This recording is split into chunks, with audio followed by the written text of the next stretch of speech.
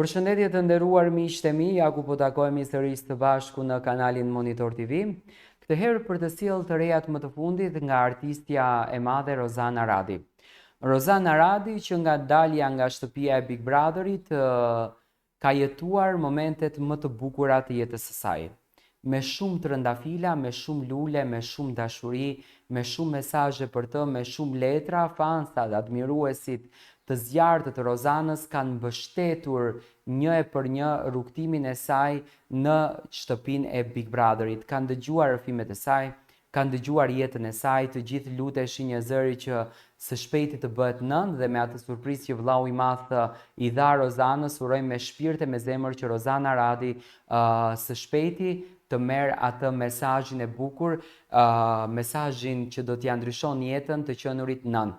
Rozana Radi nuk ka kursyer që të ndanë të gjitha gëzimet me publikun shqiptar. Ajo në Instagramin e saj zyrtar, po të hedhim një sy, ndan momentet më të bukura. Do të nis që nga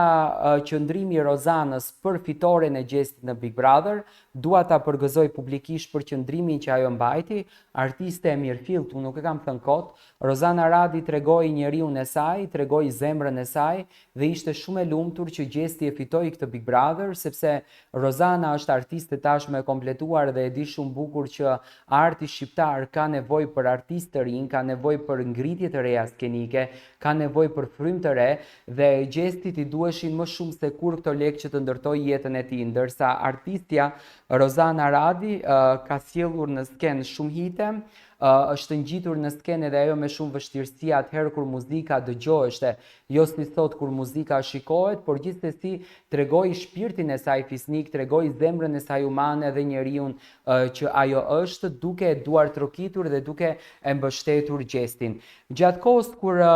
ka qenë Rozana në shtëpi dhe gjesti, dua të jem koherent me atë që unë e kam thënë gjithmonë. Unë e kam thënë që Rozana dhe gjesti do të jenë shumë miq të mirë. Do të thoni ju pse? Do të jenë miq të mirë sepse kanë që të dy po të njëjtin frymëzim. Janë që të dy artistë, që të dy kanë ideologjinë në kokën e tyre, kanë